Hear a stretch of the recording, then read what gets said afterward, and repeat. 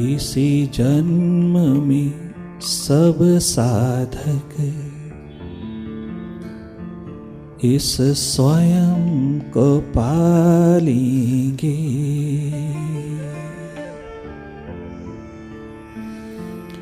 अपने आप को पालेंगे, स्वयं स्वरूप को पालेंगे। इसी जन्म में सब साधक इस स्वयं को पालेंगे। गुरुदेव के चरणों में जीवन को चढ़ा देंगे। इसी जन्म में हम साधक, इसी जन्म में हम साधक इस स्वयं को पालेंगे। गुरुदेव के चरणों में जीवन को चढ़ा देंगे। इसी जन्म में हम साधक।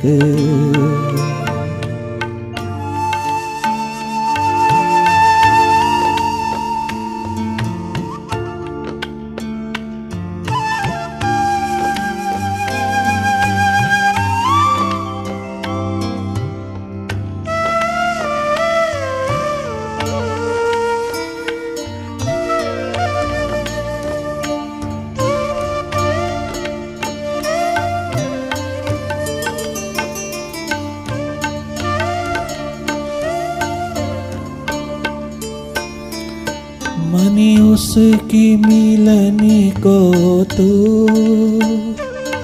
रोकेगा भला कब तक।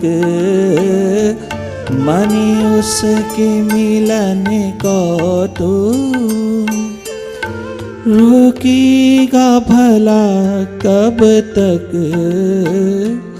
संसार की राहों में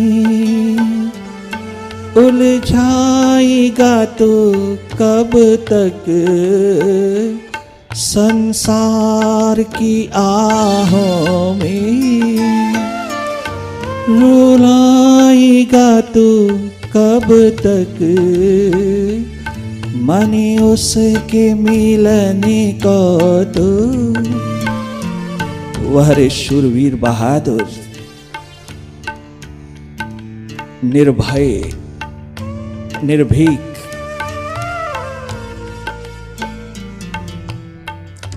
भीतर के दीवानों, भीतर के खोजी मस्तानों, जीवन के प्यासे महान साधकों, मानव जीवन की कीमत डाल देने वालों, महान जुआरियों,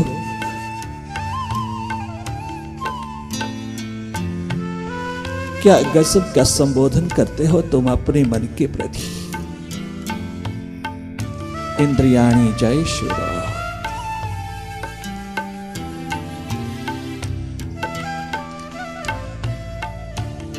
तेरे से बढ़कर के शूरवीर कौन होगा, जो मन बुद्धि इंद्रियों की द्वार को पार करने के लिए निष्ठापूर्वक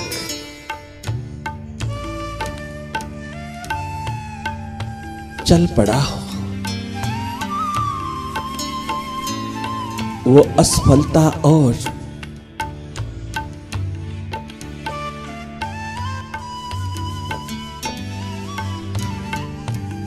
तमाम प्रकार की निराशा के पार हो जाएगा एक दिन। असफलताओं के होते हुए भी वह तनिक मात्र अपना कदम नहीं रोकता, बढ़ता ही चला जाता है। अपनी फेलियर के समक्ष कभी भी निराश नहीं होता। वो जानता है कि एक दिन असफल होते होते होते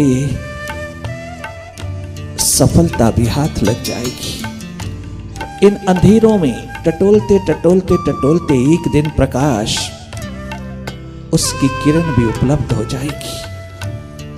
सैकड़ों बार असफल हुए भीतर की राह पर, उतना ही सफर तय होता चला गया, उतनी ही तमाम प्रकार की मलमैल धुलती चली गई, उतना ही हम अपने स्रोत के समीप होते चले गए, परंतु कोई बताने वाला हो, वरना तो इंसान पल भर में निराश होकर के वापस बाहर की ओर चला आता है। कोई साहस हिम्मत जुटाने वाला इस मार्ग का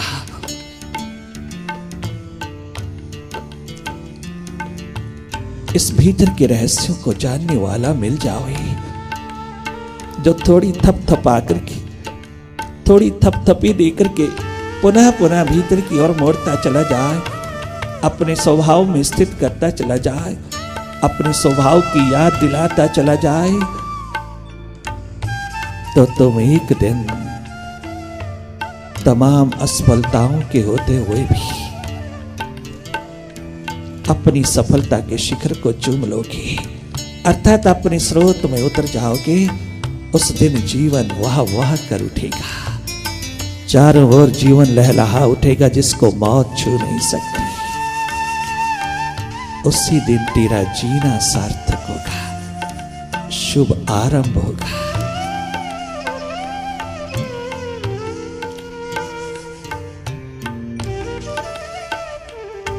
मेडिटेशन की सार्थकता इसमें नहीं है कि तुम्हारा कोई ना कोई प्रयोजन पूरा हो, इससे कोई ना कोई फल मिले, कोई ना कोई अपनी इच्छा पूर्ण हो जाए। ये मेडिटेशन की सार्थकता नहीं है, ये केवल मात्र लोभ की भाषा, लाभ की भाषा है। और जिसने भी मेडिटेशन के द्वार पर तनिक मात्र लोभ किया, तनिक मात्र भी लाभ सोचा कि लाभ क्या है, मेडिटेशन से क्या प्राप्त होता है, क्या फल मिलता है, यही कुछ तूने सोचा, तूने एक्सपेक्ट किया है, तो समझ लेना तू मन के ही जगत में रुल रहा है, तू अभी मन में ही खड़ा है, तू अभी मन के इस माया में ही बंधा हुआ है। मेडिटेशन तो मन की माया को तोड़ता है, मन के सम्मोहन को, मन के हिप्नोटिज्म को तोड़ के रख देता है। तो समझ लेना मैं जो भी कुछ ऐसा सोच रहा हूं,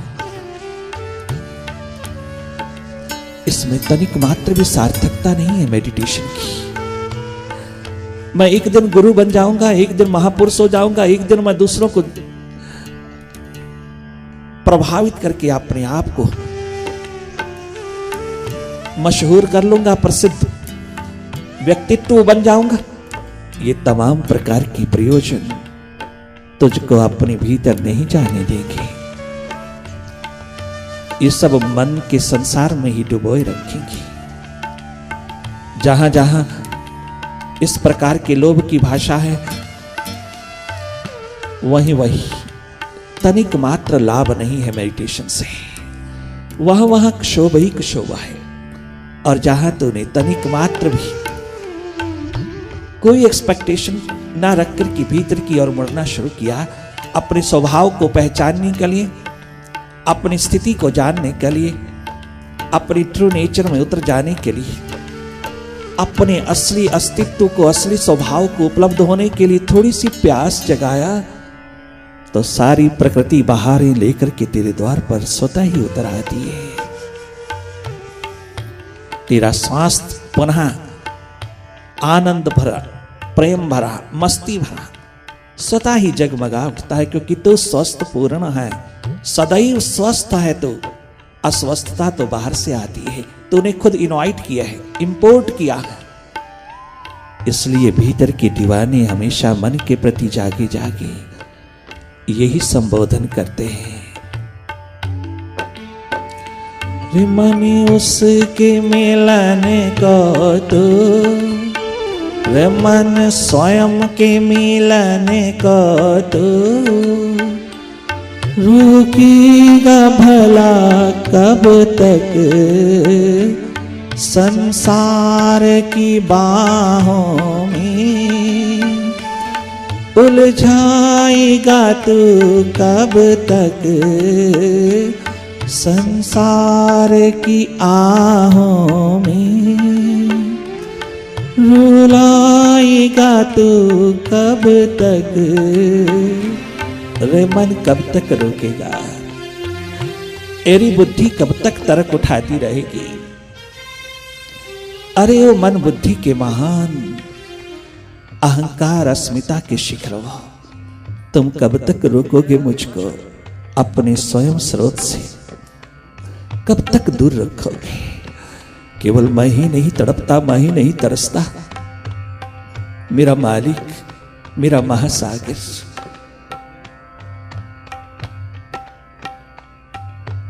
मेरा प्रीतम, मेरा परम पिता भी मुझसे हजारों गुना ज्यादा तड़पता है।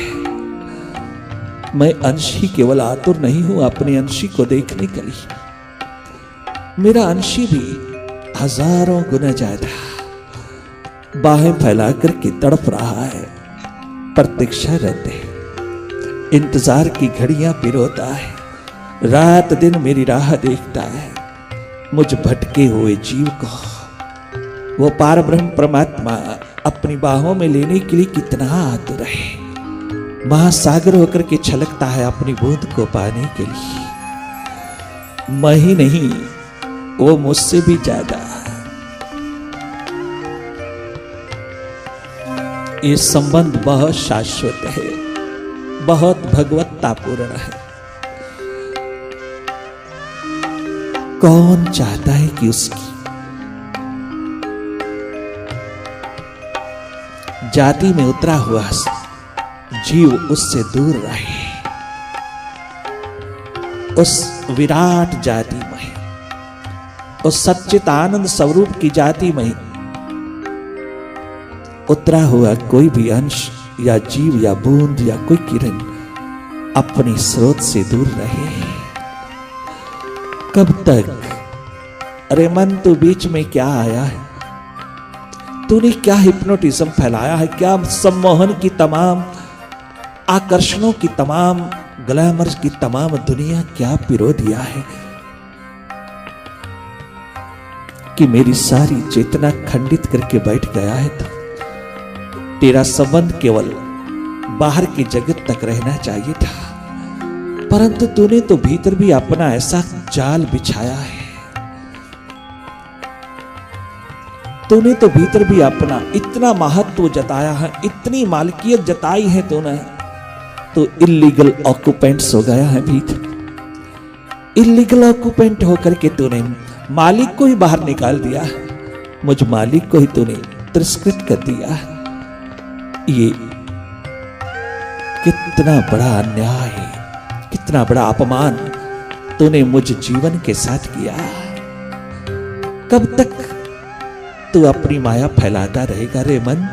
तू कब तक मुझे अपने मालिक से दूर रखेगा? अपने विराट, अपने स्वरूप से मुझे कब तक दूर रखेगा? तू अपनी जोर जबरदस्ती पूरी तरह से आजमा ले, परंतु मेरी प्यास, मेरा दर्द, मेरी पीड़ा, मेरी व्यथा भी तनिक मात्र निराश होने वाली नहीं। मैं तुझको कुछ कहने लायक नहीं, मेरा पोटेंशियल नहीं कि मैं तुझको चट्टान की भांति उठाकर के एक तरफ कर दूं। नहीं, जिस दिन तू स्वतः मान जाएगा ना भीतर मुड़ना, भीतर मेरी ओर आना, उसी दिन मेरे जीवन का ताला भी खुल जाएगा। उसी दिन मैं भी कृतकृत्य हो जाऊंगा और तू भी उसी दिन आबाद हो जाएगा रे मनुआ। तू भी उसी दिन आनंद मगन होकर के नाचेगा। रे मनी उसके मिलन को तू रोकीगा भला कब तक संसार की राहों में, भटकाएगा तो कब तक इस बूंद को पाने को। सागर प्यासे होंगे, इसी जन्म में हम साधक उस स्वयं को पालेंगे। गुरुदेव के चरणों में हम सब कुछ चढ़ा देंगे, इसी जन्म में हम साधक।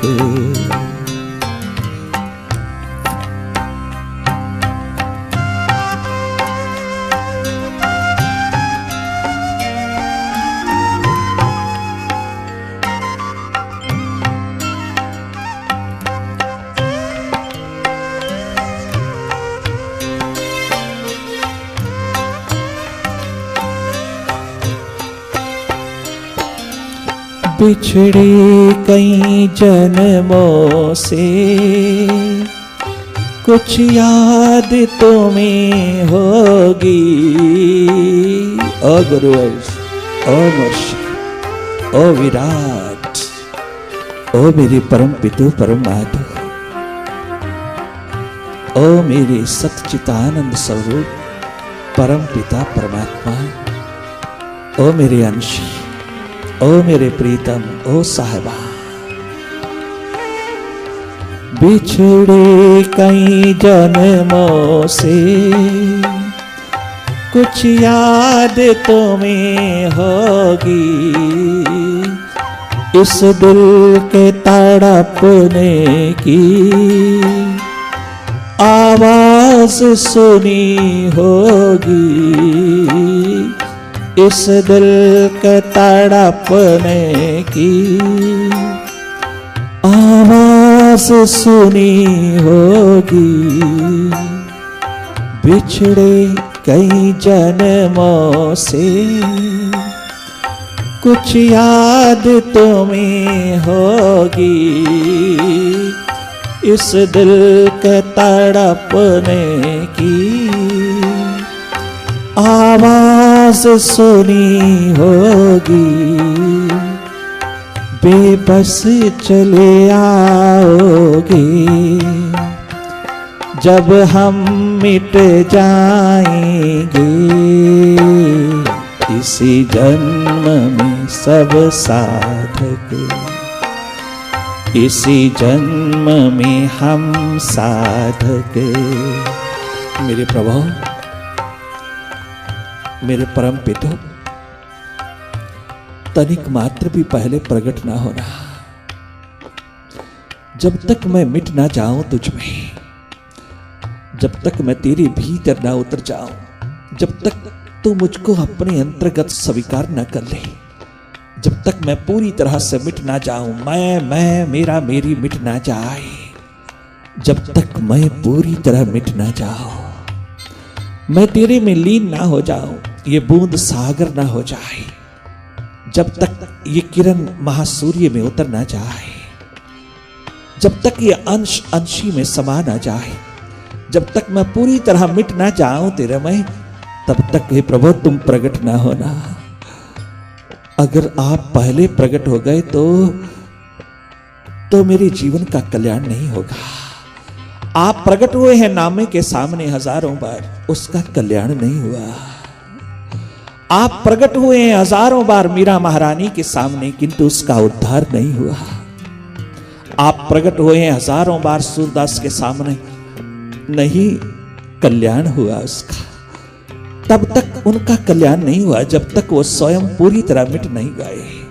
कृपा करके तब तक मेरे सामने प्रकट ना होना मालिक, मुझ में प्रकट ना होना जब तक मैं ना मिट जाऊं। धर्म की पुकार यही कहती है कि तुम पहले प्रकट हो जाओगे तो मैं अहंकारी हो जाऊंगा, अभिमानी हो जाऊंगा, मैं दर दर यही गाता रहूंगा कि मुझे प्रभु मिल गए, परमात्मा मिल गए, मेरे हाथ से प्रसाद लेता है, मेरे हाथ से भोग लगाते, मेरे सामने दाएं बाएं विराजमान है।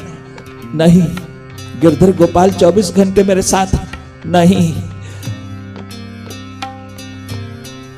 तुम तनिक मात्र सामने ना आना मेरे मालिक, एकमात्र प्यास देते चले जाना, विरह आगन जलाते चले जाना, मुझको मिटाने के लिए बिजलियां उतारते चले जाना, मेरे अहम अहंकार को, मेरे भटकाव को दूर करने के लिए तुम कठोर होते जाना मेरे मालिक।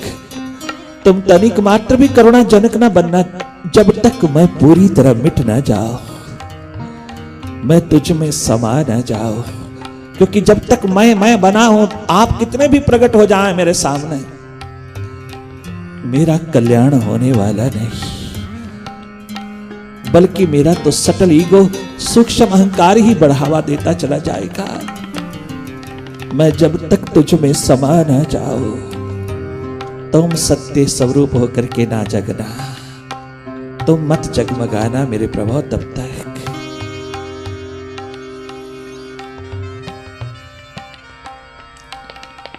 एक साइंटिस्ट और एक स्पिरिचुअलिस्ट में यही भेद है। धर्म जो सारी धरती का आधार है, सारे ब्रह्मांड का आधार है, परम विज्ञान है, परम आधार है, एकमात्र जो बेस है, अल्टीमेट, सारे वर्ल्ड का, सारे विश्व का, सारे ब्रह्मांडों का, जिसने हम सबको थाम रखा है, हम सबको संभाल रखा है, वो परम आधार, परम नियम, परम सत्ता, एकमात्र धर्म है। स्पिरिचुअलिस्ट, आध्यात्मवादी, रूहानियत के महान दीवाने उस परम आधार की खोज में जो उतरते हैं, वो यही भाषा बोलते हैं।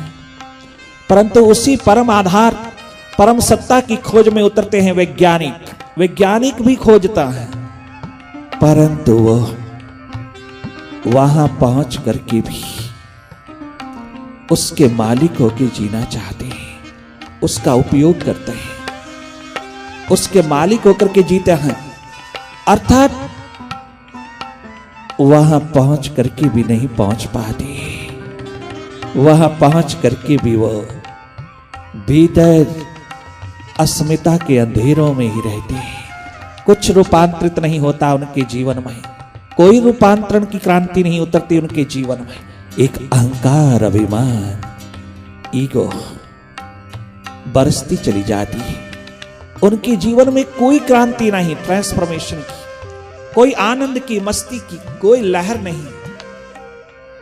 कितना भी वो उस परम आधार तक पहुंच जाए, उस अणु तक पहुंच जाए, कितना भी उस परम आधार, परम सत्ता को डिस्कवर कर लें, किंतु वो दोनों एक नहीं हो सकते।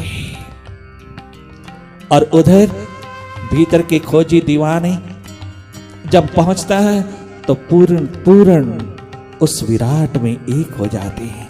रूपांतरण की वो क्रांति अनुपम, अद्भुत, अद्वितीय रूप में जब घटित होती है तो वो अमरता का महान संदेश गूंजता है।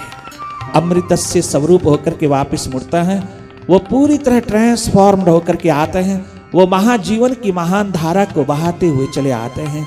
वो अपनी जगमगाती जोत से हजारों लाखों की बुझी जोत जगाते चले जाते हैं। प्रभु, जब तक मैं पूरी तरह न मिट जाऊं तुझ में, तब तक स्वयं स्वरूप की जोत में तो लहलहा न जाना।